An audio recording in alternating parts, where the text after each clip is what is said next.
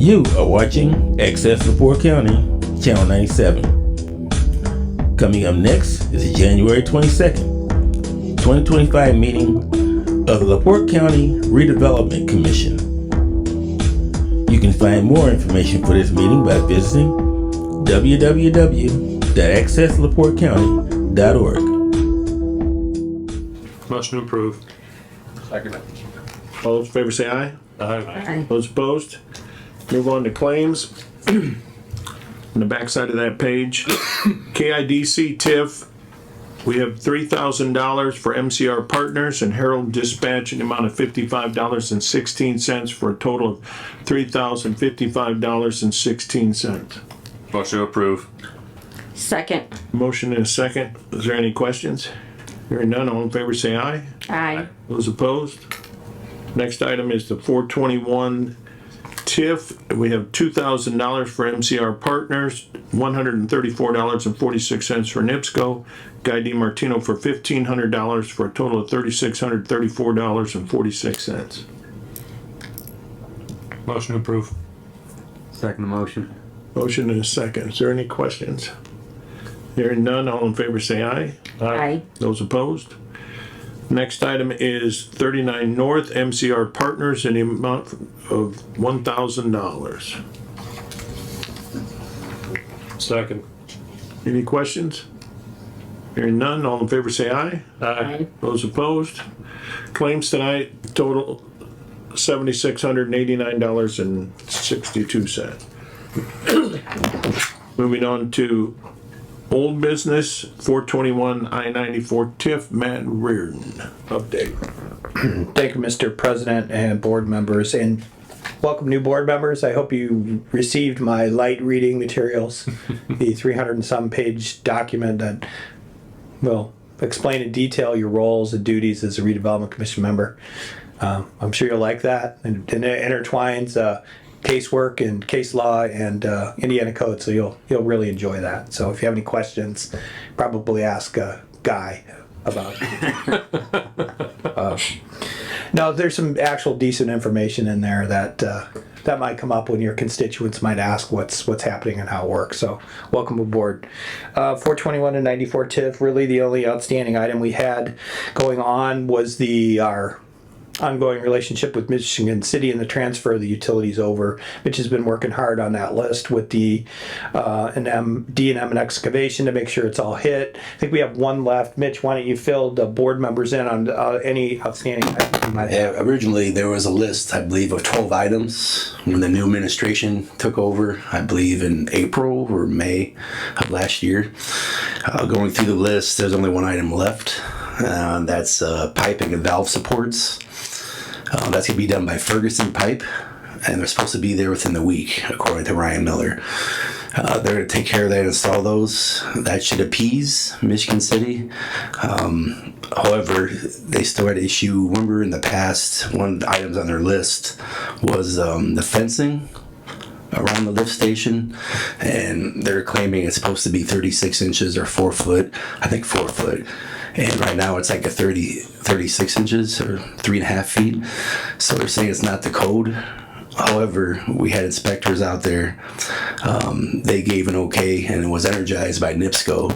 And so obviously there's an issue still there, and so I'm gonna have to work that out. Whether it's moving the fence 6 inches on the north side, give another 6 inches from that electrical box that controls the meter vault and the wet well.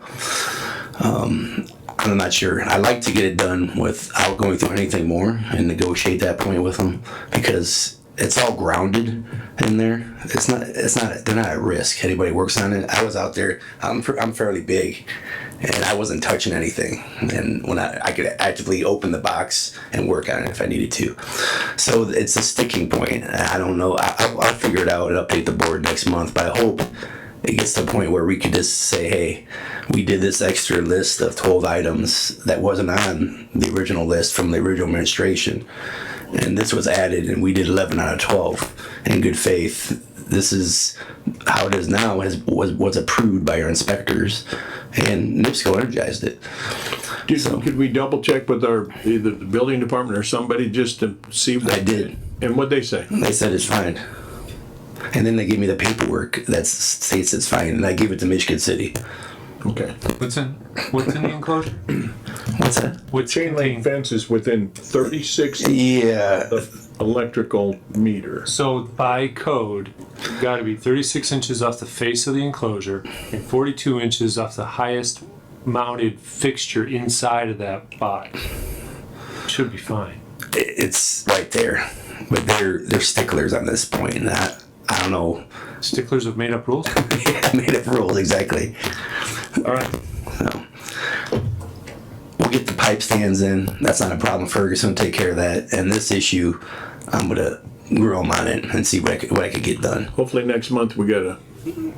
Hopefully one item's not gonna stall it out, and the transfer will continue. Yep. If it's that close, maybe they could put a protective layer between it, if you're that close, a piece of hard plastic or something. Microphone. Turn your mic on, sir. Something protective just might appease Michigan City and not cost us a whole lot. Yeah, there's one individual that they brought, Mr. Joe Plunk, but that's who I need to speak with. The reason for the urgency is to transfer this asset back transfer the asset that generates revenue to the city of Michigan City. So at additional expense to the county, we adhered to an additional set of rules that after the fact, they wanted us to handle, which have been handled. Let the record show, and not the new members know, but Michigan City is already billing customers out there. Let's record show. We're collecting money on it. Billing people. And, Paying the NIPSCO bill. We're still paying the NIPSCO bill. and I get contacted via Loves, asking me all the time, has this been transferred over? And my response is, the new administration wants additional items and working on it. And it refers to the new administration. It's the city's administration, Yeah. not the county. It has nothing to do with the county. Michigan City Sanitary. Correct. I just want to make sure that. Yeah. Anything else on 421 there? No, sir. Thank you. That motel seems to be moving along. Yeah, Glad we're they're cheering them on. doing a great job. Yeah, we're cheering them on. They went out there and bought some land and built a hotel and didn't ask for any incentives, but I will remind the board that you participated financially to get the infrastructure into that property so that this happens. And that's exactly what's happened. Definitely. One more thing is New Tech Construction. They're actively building too, just east of Miller's operation, D&M. Around the corner. On the south side there. Oh, and then there's I don't know if you knew this, but there's a gas station that's looking across from the Speedway. So on the southeast quadrant By the of there. 400 North and 421. On the backside of Miller's?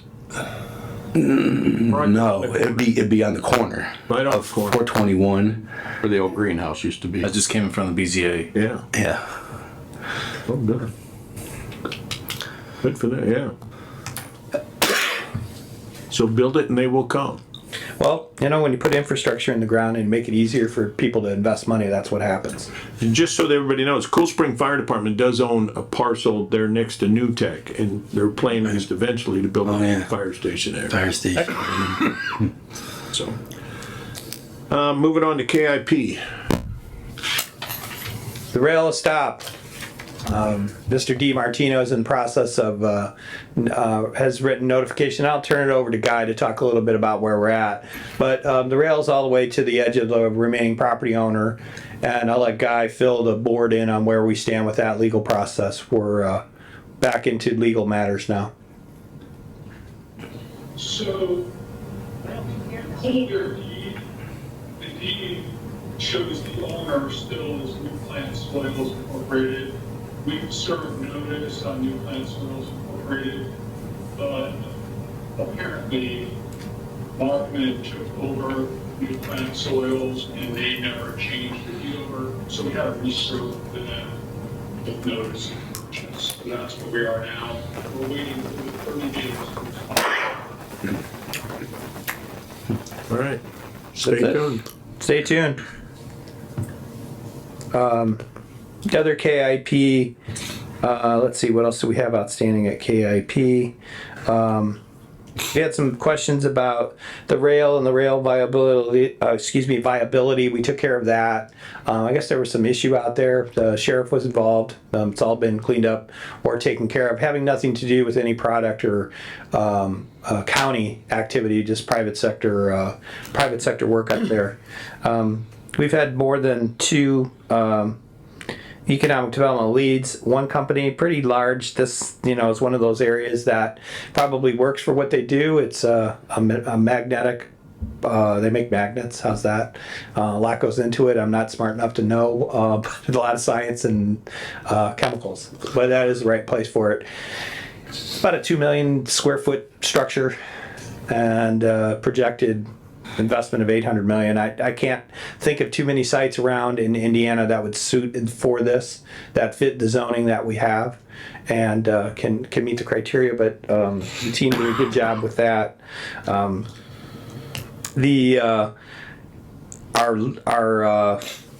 access to the roadways and the deeds and the mapping is Tony's pretty close to being finished. We're gonna start with the first batch of deeds and contact them.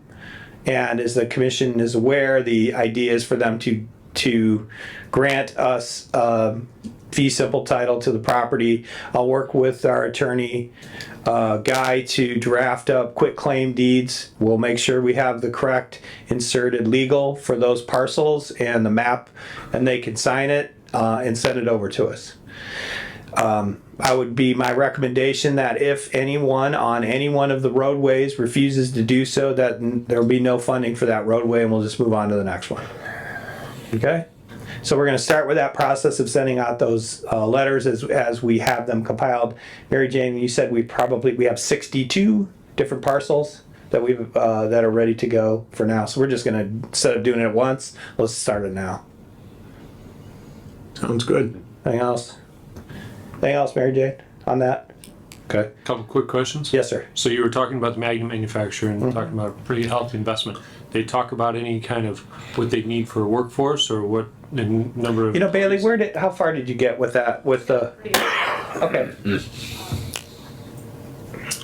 Yeah, they would be looking to hire about 250 people at a range of different workforce needs, because it'll vary from, yes, they need forklift drivers and people that might be right out of high school, up to they do need, chemists and mechanical engineers that work with the specific equipment that they have. They have an operation up in Quebec where they do this. They would be pretty much duplicating that plant here. From what I understand, they're only looking at maybe 1 or 2 other sites in the United States. This is just one that's got good access to people, and Indiana's climate as far as, workforce and being able to do business, it's very attractive to them. So And what about their water and electric needs? Are they? water was almost nothing. They pretty much said that they need to be able to flush toilets. The electric part, NIPSCO has given yes, they can serve them, but it'll take some time. It's not like a data center project where they need 300 megawatts. Right. They've said by full build out, roughly 50, which compared to the other projects that we've looked at in that area, this is very, very doable. Right. They're looking to make a decision in the next couple months, so we should hear back from them pretty soon, but it's looking pretty good for at least the couple of meetings we've had with them, just that this is a good area. It's a reshoring of, jobs that they want to take out of China. They don't want China to have the only magnets in the world, so they're looking to take that on. So Did they ask for anything from us? not yet. It very likely will be some sort of TIF, tax abatement, something when we get to that point, but at this point they were looking more so at, can they get a permit done? That was pretty straightforward. Can they hire the people? They can see that we have the workforce and the university access, and then power. Power was their big stick. How big of a parcel are they putting this on? So the minimum that they were looking for, which parcel? Ballpark on acres that they're looking. 400 to 800. They'll take as much as they can get. Great. Has the state IEDC been involved with that, or do you know? Yes, it was a lead that did come from them. They have already begun conversations with IDEM, and IDEM is fine with it so far, because what they're producing isn't leaching into the air, it's not leaching into the ground. They have, I guess in Canada, their EPA standards are much stricter than here. So they would be doing the same process here, because like, this is how we know how to do it, so we'll just continue with that process. Great. Thank you. So maybe we'll make magnets, we'll find out. There you go. The other quick question was, I see the $70,000 payment earmarked for the surveys. Is that a not to exceed, or is that just an installment? 7. For the surveys? For the survey That was for the Adam, that was for 39 North, the contribution for the roadway for the senior living center. Oh, got it. 39, yeah. Yeah. Misread that one. Thank you. No. On to 39 North, you maybe take this opportunity to talk about 39 North, which is continuing the area and the boundaries. So there was, and I don't know how much detail I got into it, but there's that, on 20 and 39, the trailer park property over there. So there was an idea, they were really hustling, trying to get something done and do this financing and then get the county to be signatory to the debt, and it just never was gonna happen, where there would have been an active recommendation, at least from our team, that we incur that liability with what they were proposing. That fact notwithstanding, the idea of extending further north on 39 was something that was discussed with this board a couple years ago, but it's probably something we need to look into now in cooperation again with the city of LaPorte. The water tower goes in, there's more capacity, more availability of utilities. You continue north on 39, there's available property there. It ties in with 20, which ties into 94, so you're creating that transportation network that might be desirous. So we'll begin that process. We'll bring a map to the meeting and make sure we identify the property. We'll confine the area to properties adjoining 39 and create more of a corridor. I think that's a little better approach. I don't want to unduly alarm anybody, even though an economic development area doesn't increase or decrease anybody's taxes, and it doesn't mean anybody's taking anybody's property. It just allows the financing mechanism for the public and private sector to do utility improvements. Great. Thank you.